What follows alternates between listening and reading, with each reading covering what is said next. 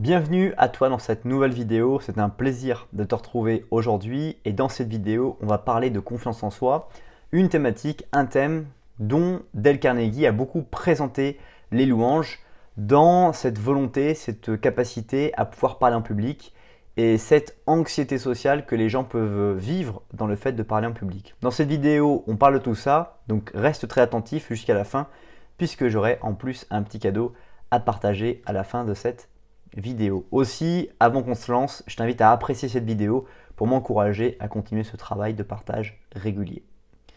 Dale Carnegie présente cette faculté d'avoir vécu au début du XXe siècle, donc dans les années 1900, et dans le développement, dans la création de richesses des entreprises et la création des usines, notamment aux États-Unis, dans différents États, espacés de plusieurs heures de route pour pouvoir, en tant que dirigeant, manager cette équipe. Il a fallu développer du coup des compétences sociales très fortes, comme le fait de parler en public, le fait de dominer le stress, le fait de triompher de ses soucis, etc., etc. Bref, Dale Carnegie a beaucoup travaillé sur toutes ces thématiques et il reste un seul et unique ingrédient important à toute la réussite de ces compétences sociales, c'est la confiance en soi. Parce qu'il n'existe pas de prise de parole en public, il n'existe pas de capacité à pouvoir triompher de son stress ou de ses soucis sans une confiance en soi indéfectible, une confiance en soi vraiment très puissante.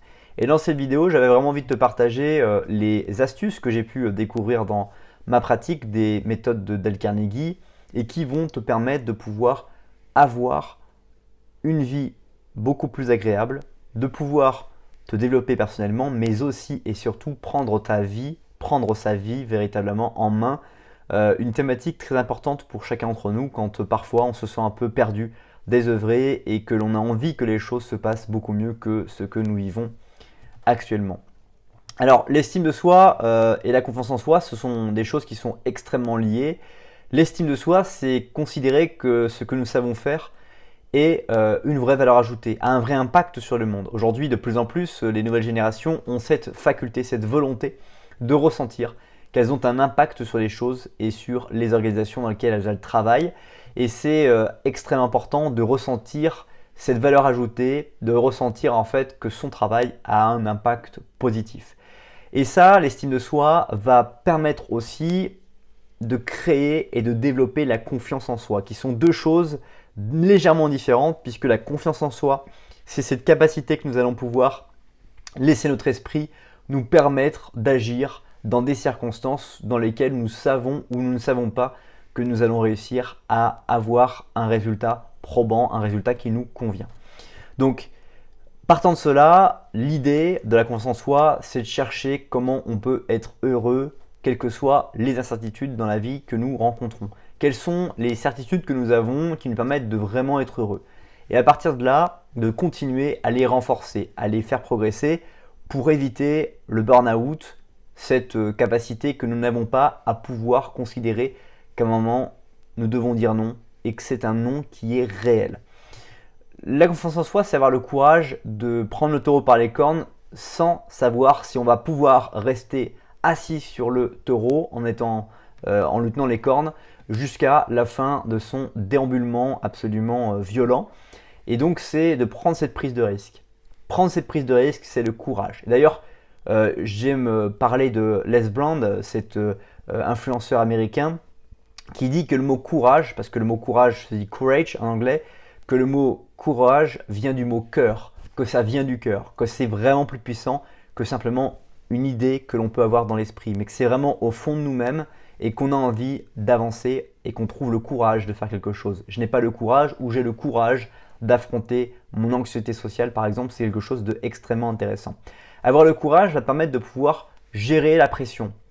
Apprendre à gérer la pression, c'est avoir cette capacité dans la confiance en soi à se dire que on sait qu'on est capable de faire telle ou telle chose, on ne sait pas si on est capable de pouvoir faire telle chose, mais on va apprendre à prendre le temps.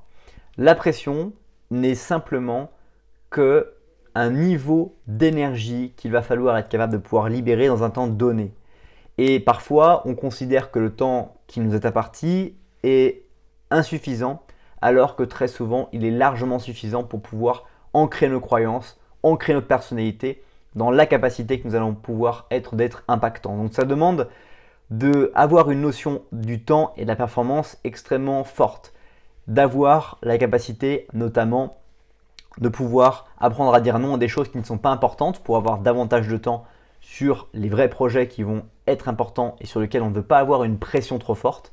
Et c'est aussi avoir le recul, d'avoir un épanouissement personnel, de revoir, de savoir quelles sont les choses pour lesquelles on a de la gratitude et pour lesquelles on éprouve de la gratitude et qui vont nous permettre de pouvoir avoir cette confiance en nous, de gérer la pression, quelle que soit la volumétrie que nous avons à gérer dans le temps imparti.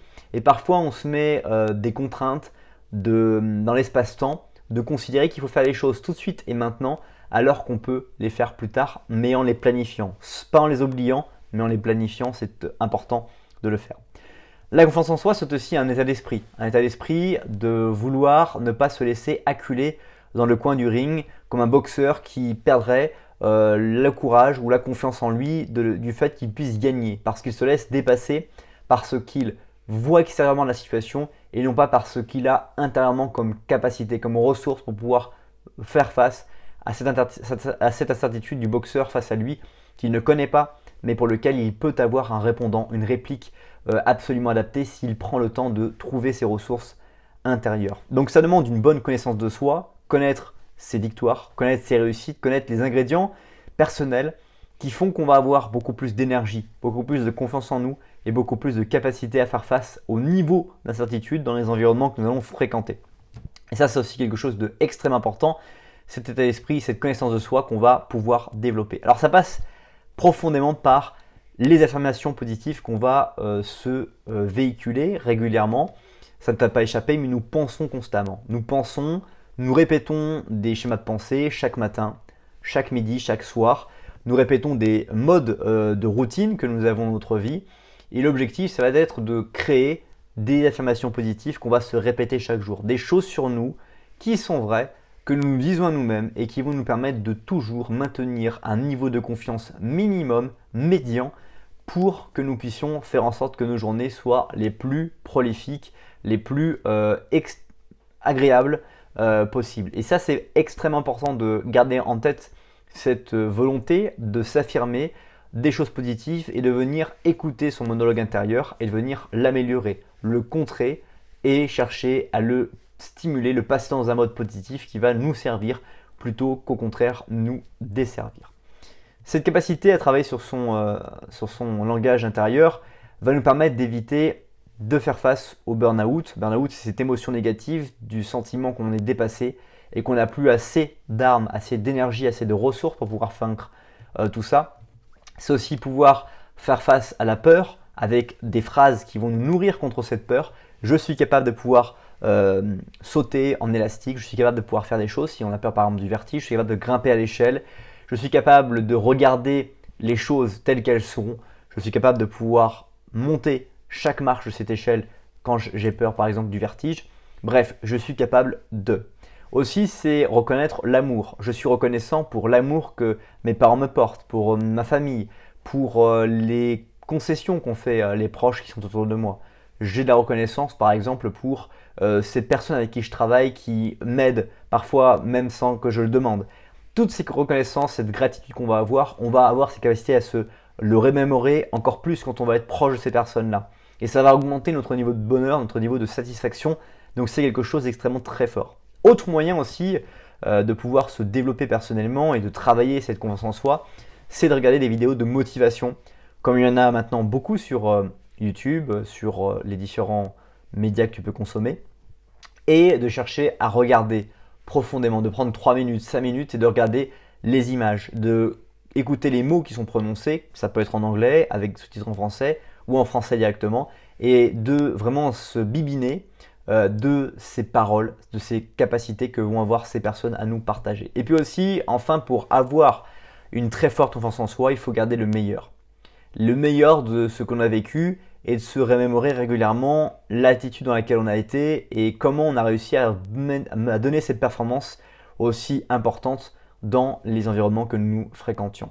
C'est déjà la fin de cette vidéo. Merci beaucoup pour le temps que tu as consacré à la regarder. Si tu n'as encore jamais lu un livre de Dale Carnegie, je te mettrai le lien de comment se faire des amis dans la description de cette vidéo. Aussi, je t'invite à me dire dans les commentaires qu'est-ce que tu retiens de cette vidéo, quels sont actuellement les problèmes que tu rencontres, ça m'intéresse de le savoir.